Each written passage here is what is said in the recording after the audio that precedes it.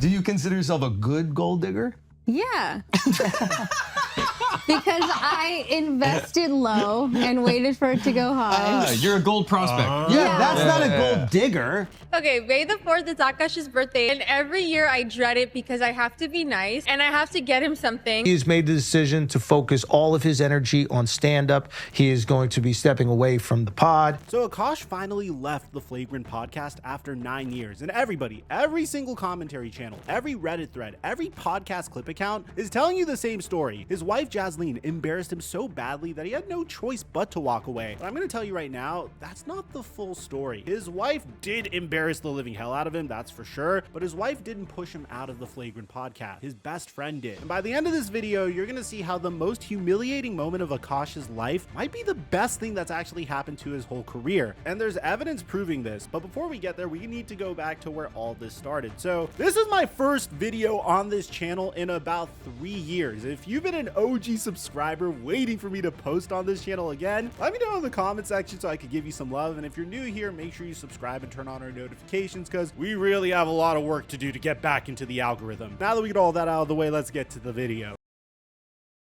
Mic check 1 2 1 2. What's going on, everybody? So if you're somehow out of the loop, here's what went down. Back in October of 2025, Akaash's wife Jasleen, who co-hosts her own podcast called The Main Character Pod, made some comments that got all the wrong attention online.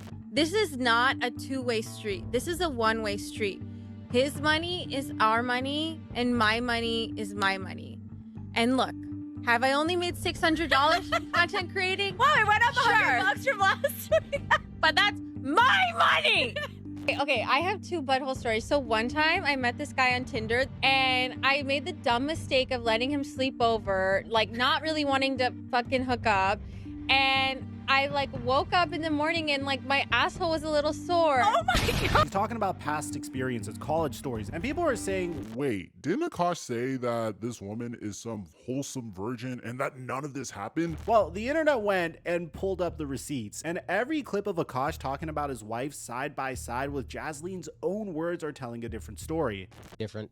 My wife also hadn't had any sexual partners, so that helped us connect a lot more. Now, let me ask you this. wow. Do And you believe her? If you've seen her, then it's hard to believe. Yeah. I remember I was just like, what?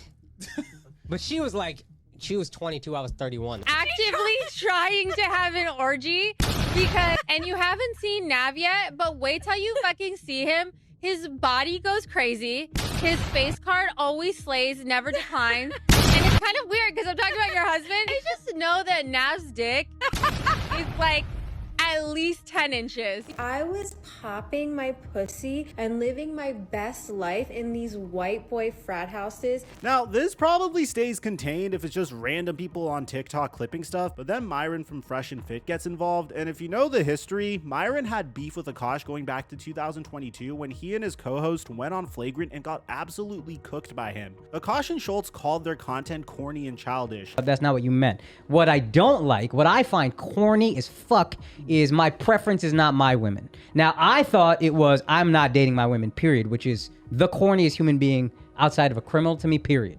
It's just, those are your roots. Those women are reflected in your roots. So if you're saying, hey, I don't generally date them, but I have more space for it, even though I still think it's a little corny between, that's just my thing. Like, Akaash is the extreme. Like, Yeah. Akaash only dates brown.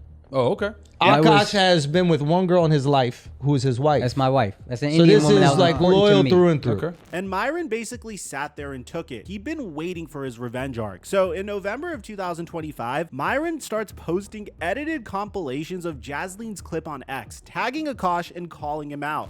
Okay, not gonna lie, I don't watch porn while using a vibrator. What? I just think my imagination is vibration enough. Wow. I'm just thinking of like my own husband while I'm like doing it. Wait, that's kind of baller, but I Yeah. could never do that. Myron wrote, "I'm never wrong about these women," and went in with derogatory comments about both of them. That's when it goes from podcast drama to full-blown internet event. The Red Pill community latches on, and commentary channels start covering it, and suddenly, Akaash is the joke of the month. Jasleen fires back on TikTok and Instagram, calling her critics red pill podcast guys and brainwashed followers. She doesn't back down at all. Alpha of the pack is not the dog that barks all the time, is super defensive, insecure. like those are the red pill guys. The true alpha of the pack is the calm one, The quiet. the like leads with dignity and this like stature and this grace. And let's face it, men are like dogs. Like, And honestly, whether you agree with her or not, she kept the same energy throughout. But every time she responded, it just created more content for people to react to. Now you guys got the backstory, and this is where things get really interesting. Here's where we need to start paying attention to Andrew Schulz, because on December 3rd, 2025, Jasleen comes on the Flagrant podcast to address all of this. And as we're covering this part of the video, I want you to think about whose idea was this truly. Do you consider yourself a good gold digger? Yeah. Because I invested low and waited for it to go high. You're a gold prospect. Yeah. That's not a gold digger. And although I completely understand this take, I mean, his wife is literally humiliating him, and there's no upside for her, really. It's not like she's generating tens of thousands of dollars. Akaash is the breadwinner in that household. He is the reason why Jasleen gets to run around and go on these expensive designer shopping sprees for her to flex on her TikTok. And from that perspective, given everything that's happened, yes, I agree with this take. But what I think is really ironic, and I think the thing that most people are missing here, is that Schulz was willing to bring Jasleen on Flagrant for content and views. And then on Charlemagne's podcast, he's cracking jokes about the situation behind Akaash's back. Can I say what I want to say?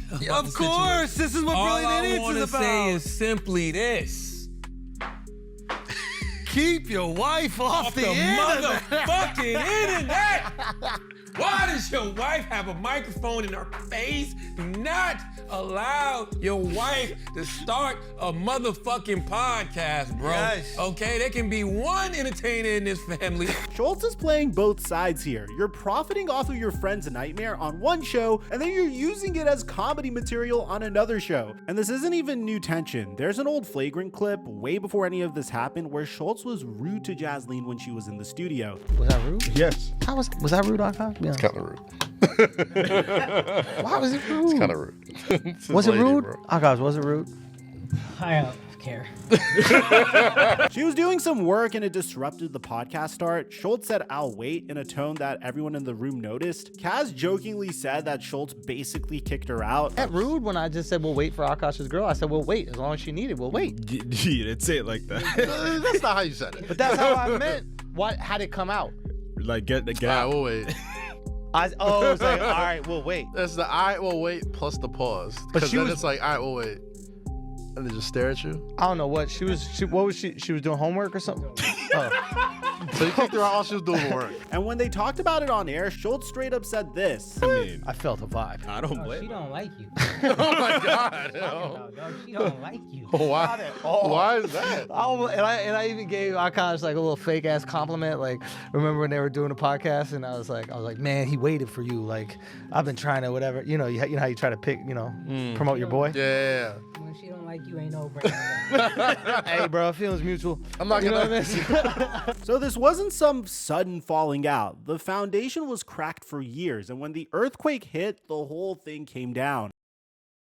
After that Flagrant episode with Jasleen, Akaash basically disappears from the podcast. He stops showing up. He doesn't say anything publicly about it. He just goes ghost, and for months, January, February, March, April 2026, the Flagrant comment section is filled with people asking where Akaash is, making jokes about him and roasting him. Every single episode, it's in the comments. And by the way, his last real appearance on the show was around late January of 2026, where he made a crack about there being more pedophiles in the Oval Office, which got its own wave of backlash.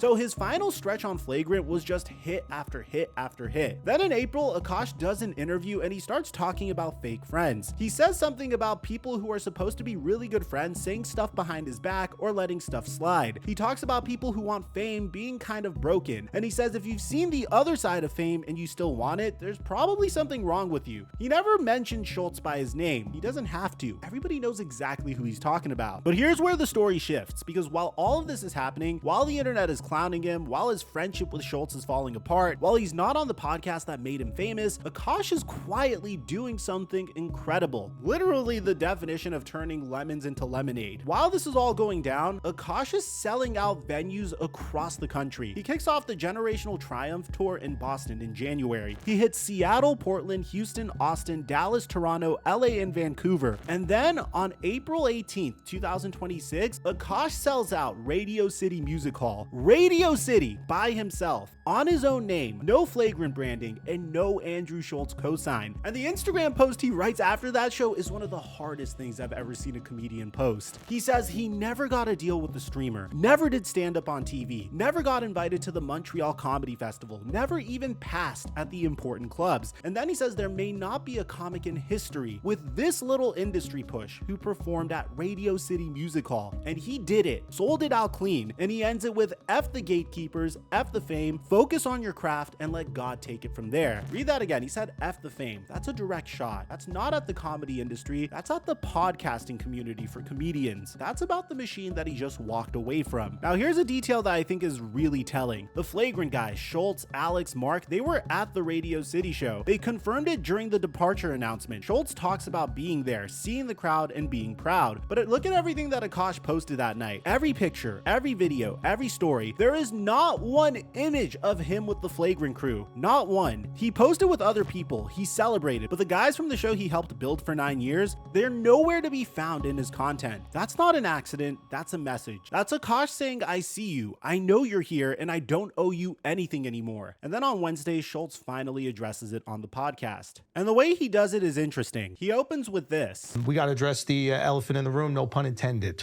okay? As I'm sure you guys are aware, our boy Akaash, he really went through it earlier this year, showed amazing resilience and, you know, selling out Radio City recently, setting records in Toronto, just crushing stand-up around the globe. He's made the decision to focus all of his energy on stand-up. He is going to be stepping away from the pod. You would then call it bittersweet. It is bittersweet. You know, we wish that he did not want to do that, but at the same time, you know, it's very hard not to root for your friend, you know, literally living his dreams. And if he feels he's got to give everything to that, then that's exactly what he's got to do. And we're going to rock with him. We hope you guys continue to rock with him. And literally just like living the dreams that he would tell me about at 2 a.m. when we're eating fucking egg sandwiches at Veselka. So it's been amazing to see. But the experience has put things in perspective for him. Maybe some of that is genuine. These guys did build something real together over 9 years, but the whole segment has this weird energy to it, like a eulogy for someone who's still alive and just chose to leave the room. And here's what stands out to me. At no point does Schulz acknowledge any role in what happened. He doesn't say, maybe I could have handled the situation differently. I should have had his back more. It's all framed as Akaash making a personal decision to pursue stand-up, which is technically true, but it leaves out everything that pushed him to that decision. So let me tell you what I actually think happened here. Akaash's wife said things that embarrassed him publicly, and that part is true. The man was humiliated by his wife, but a lot of people have survived internet controversy. You take the L, you go quiet for a few weeks, and you come back. The internet has the memory of a goldfish. What you can't survive is realizing that the people closest to you are more interested in controversy and content than what you're going through personally. Schulz showed no loyalty to Akaash during the situation. He brought Jasleen on the show knowing it would blow up. He joked about the situation on Brilliant Idiots. The Flagrant comment section became a war zone, and the show kept running without addressing it for months. Akaash watched his best friend turn his worst moment into podcast episodes, and when he stepped back and looked at the situation clearly, he realized something. He didn't need Flagrant. He was selling out Radio City on his own. He was doing theaters across the country. The podcast was Andrew Schulz's show. It always was. Akaash was the co-host, the sidekick, the number 2, and now for the first time in his career, he's the headliner. Everyone is framing this as Akaash's downfall. His wife ruined his career. He got humiliated off the internet. He lost the podcast. And that's why I wanted to make this my first video on this channel in 3 years. And I think they've got it backwards. Akaash didn't lose anything. He got forced out of a situation where his best friend was profiting off of his pain,